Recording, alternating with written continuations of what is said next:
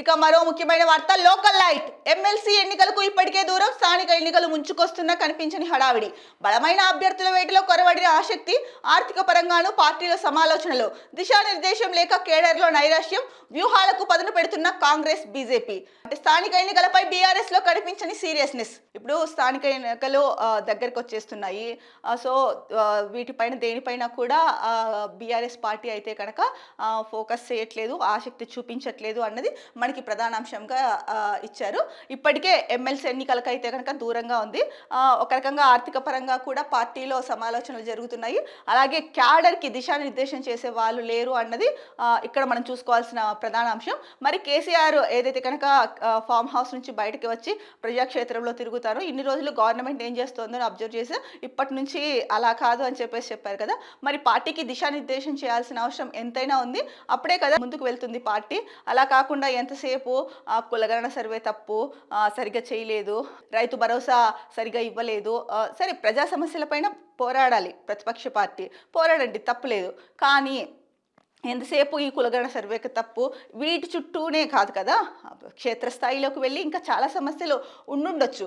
వాటన్నింటినీ కూడా ప్రభుత్వం దృష్టికి తీసుకురావాలి, వాటిని ఎండగట్టాలి. అంతేకాని సేపు ఈ మధ్యకాలంలో చూసుకుంటే ఎంతసేపు కులగణన సర్వే చుట్టూనే తిరుగుతున్నారు.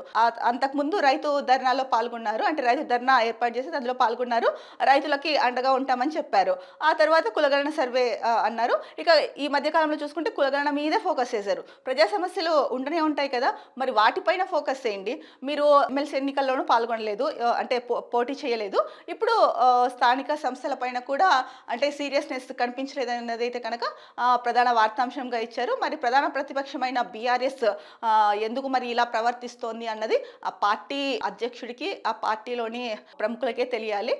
ముఖ్యంగా చూసుకుంటే హరీష్ రావు మన పేపర్కి ఇంటర్వ్యూ ఇస్తూ చెప్పారు, అంటే కేసీఆర్ ఇన్ని రోజులు సైలెంట్గా ఉన్నారు, అంటే అబ్జర్వ్ చేస్తూ ఉన్నారు ఎలా ఉందో పాలన అని. సో ఇప్పుడు బయటికి వచ్చారు. ఇప్పుడు కేసీఆర్ ఏం చెప్తే మేము అదే చేస్తాము, అంటే కేసీఆర్ ఉన్నంత వరకు ఆయనే మా లీడరు అని చెప్పేసి, అసలు కేసీఆర్ దెబ్బకు రేవంత్ రెడ్డి తట్టుకుంటాడా అని చెప్పేసి మరి ఇన్ని మాటలు మాట్లాడారు కదా.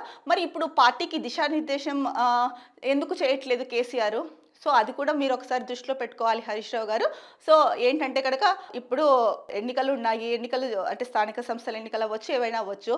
వీటిపైన కూడా మీరు అంటే ఎందుకు లైట్గా తీసుకుంటున్నారో అది అంటే కంప్లీట్గా మీ ఒపీనియన్ అనుకోండి. కాకపోతే ఇలాంటి వాటిల్లో కూడా మీరు పోటీ చేస్తేనే కదా ప్రజల నాడి ఏంటి అన్నది కూడా తెలిసేది.